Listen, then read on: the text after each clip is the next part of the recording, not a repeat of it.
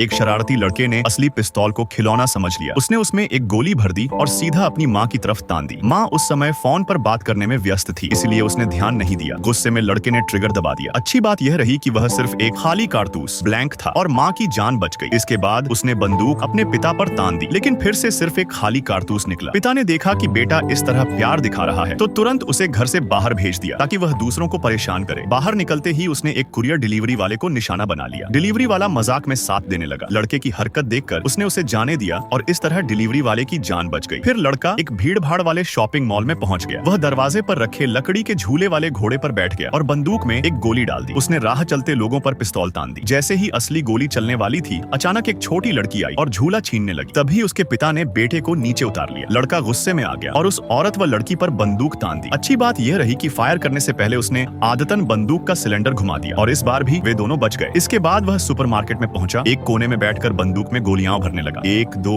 3 पूरे 6 चैम्बर उसने भर दिए। अब अगर गोली चलती तो कोई नहीं बचता। उधर उसका चाचा सामान पैक कर रहा था। उसने अपनी बंदूक दराज में रखी, लेकिन महसूस हुआ कि उसका वजन और एहसास सही नहीं है। तभी उसे फर्श पर गोलियों का डब्बा मिला और वह खाली था। उसे तुरंत समझ आ गया कि कुछ गड़बड़ है। उसने बंदूक उठाकर देखी और तभी लड़के का पिता कमरे में आ गया। पता चला कि अब यह बंदूक असली नहीं बल्कि खिलौना बन चुकी थी। माँ को यह सब पता चलने पर उसने तुरंत पुलिस को फोन किया। फिर वह लड़के के दोस्तों के पास पहुंची, लेकिन उन्होंने कहा कि उन्होंने उसे नहीं देखा। मुसीबत से बचाने के लिए परिवार कार से उसे ढूंढने निकल पड़ा। उन्हें पता नहीं था कि लड़का बंदूक लेकर एक और सुपरमार्केट पहुंच चुका था।